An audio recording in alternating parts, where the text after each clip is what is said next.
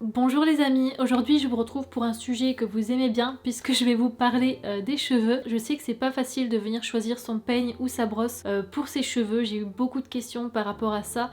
Est-ce que c'est mieux de prendre une brosse, est-ce que c'est mieux de prendre un peigne, en quelle matière, etc. Donc aujourd'hui je vais vous donner des conseils sur tout ça pour que vous puissiez vous trouver le peigne ou la brosse qui vous conviendra. Et du coup la semaine prochaine je vous ferai une vidéo vraiment pour vous apprendre à venir démêler vos cheveux correctement pour limiter un maximum la casse et du coup pour éviter d'abîmer vos cheveux.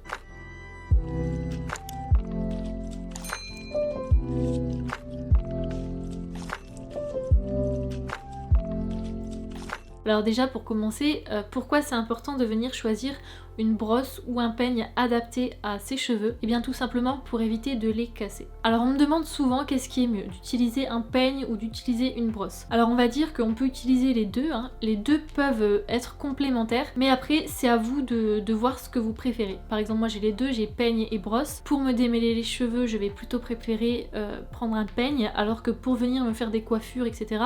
Là je vais plutôt préférer les brosses, donc ça je pense que c'est un petit peu propre à chacun, ça va dépendre des personnes. Je vous conseille tout simplement de tester, de voir du coup qu'est-ce que vous préférez. Alors je vais déjà vous parler des peignes, vous en montrer 2 ou 3 pour vous expliquer un petit peu à quoi ils vont servir pour vos cheveux. Donc en tout premier je vais vous parler des peignes à dents larges. Alors il faut savoir que les dents du peigne, plus elles vont être espacées, plus le peigne va être adapté aux cheveux épais, bouclés, voire crépus, et plus les dents d'un peigne vont être resserrées, plus ça va être adapté aux cheveux fins. Alors je vais déjà vous montrer un exemple. Donc ça c'est le peigne que j'utilise sur moi. Donc les dents sont assez larges, mais il existe encore des peignes avec les dents encore plus espacées pour vraiment les cheveux qui sont plus épais que les miens. Moi ils sont pas non plus très fins, enfin ils l'étaient, mais maintenant j'ai les cheveux plus épais depuis que je suis passée au naturel. Donc moi maintenant j'utilise celui-ci. Donc déjà dans un premier temps on va l'utiliser pour enlever le plus gros des nœuds. Ensuite vous avez ce peigne là qui va être un petit peu plus classique. Celui-là il va être plus conseillé pour venir par exemple démêler les cheveux très fins, ou alors pour venir coiffer vos cheveux une fois que vous les avez démêlés. Donc en gros si vous avez les cheveux vraiment très épais, je vous conseille de choisir un peigne à dents larges pour venir démêler vos cheveux. Et si vous avez les cheveux fins, je vous conseille d'utiliser un peigne avec des dents plus rapprochées, comme par exemple celui-ci. Donc voilà pour les deux peignes principaux. Ensuite vous allez avoir ce qu'on appelle les peignes à queue. Donc ceux-ci je vous les déconseille pour vous démêler les cheveux parce que ces dents elles sont vraiment très serrées. En fait ce peigne là il va plutôt servir si vous voulez vous faire des coiffures, des chignons. Et en fait cette partie là du peigne elle va surtout servir à faire des séparations. Donc moi par exemple quand je me fais des tresses collées ou quand je me fais des coiffures protectrices ou quoi, j'aime bien utiliser ce peigne pour me coiffer. Lorsque vous faites des queues de cheval, une fois que vos cheveux sont bien démêlés, vous pouvez aussi venir vous en servir. Et c'est aussi un peigne avec lequel vous pouvez venir crêper vos cheveux. Donc voilà pour les peignes, je préfère pas vous en montrer énormément non plus, mais plutôt vous montrer les principaux. Alors maintenant vous vous demandez sûrement en quelle matière venir les choisir. Alors déjà je vais vous déconseiller le plastique. C'est vrai que le plastique c'est pas cher, mais les dents en plastique ou en fer ça va venir fragmenter la kératine de nos cheveux et ça peut à la longue énormément les fragiliser. Après ça dépend aussi de la manière dont vous allez vous démêler vos cheveux, et ça je vous le montrerai la semaine prochaine. Mais aujourd'hui après il y a quand même des matières qui sont plus respectueuses de vos cheveux.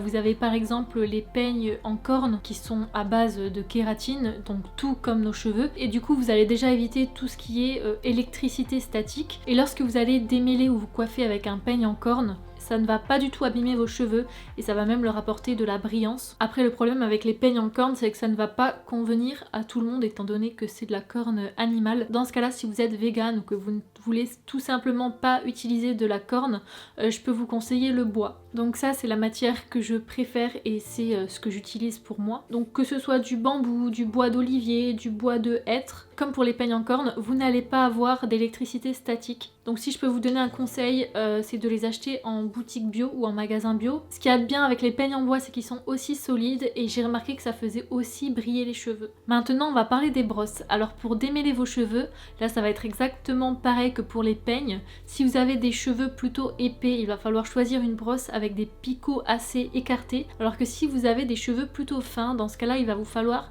une brosse avec des picots un petit peu plus resserrés. Donc pour la matière des brosses, pareil je vous conseille d'utiliser une brosse en bois, mais surtout avec des picots en bois, parce que du coup comme pour les peignes ça va vous éviter d'avoir les cheveux électriques, la matière va déjà moins vous abîmer les cheveux.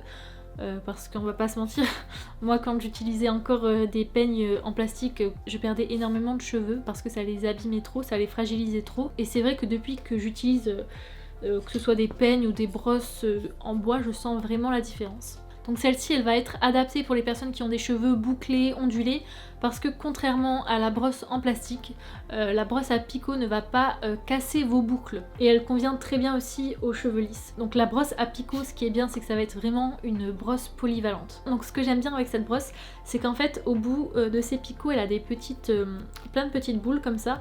Et en fait, si vous voulez vous faire un massage crânien, c'est vraiment génial. Donc par exemple, une fois que vos cheveux sont démêlés, vous pouvez venir mettre un petit peu d'huile sur le bout des picots et la passer comme ça sur vos cheveux. Et en fait, en même temps que ça va venir répartir l'huile, ça va vous faire un bon massage du cuir chevelu et ça va stimuler la pousse des cheveux. Donc voilà pour la brosse en picot.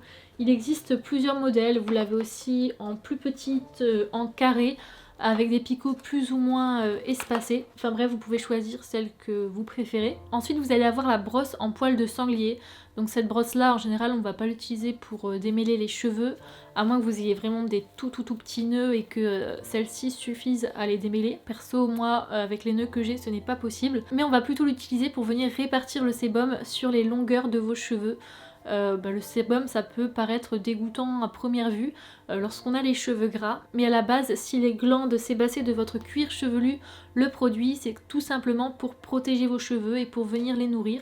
Donc lorsque vous avez les cheveux gras, par exemple le vendredi soir, le week-end vous travaillez pas, vous avez les cheveux gras, au lieu de vous les laver directement, vous pouvez utiliser une brosse en poil de sanglier pour venir vous les brosser et du coup répartir le sébum sur vos longueurs.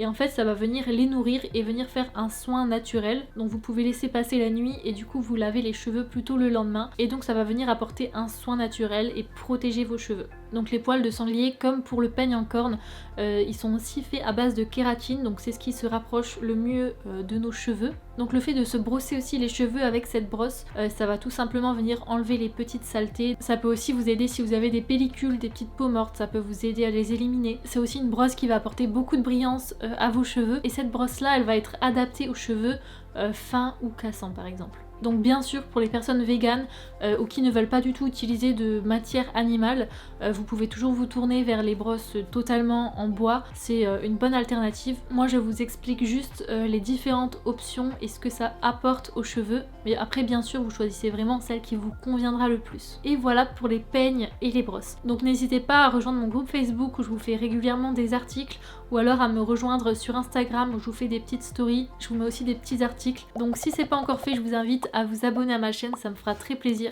Moi je vous fais de gros bisous et je vous dis à la semaine prochaine pour une nouvelle vidéo. Ciao!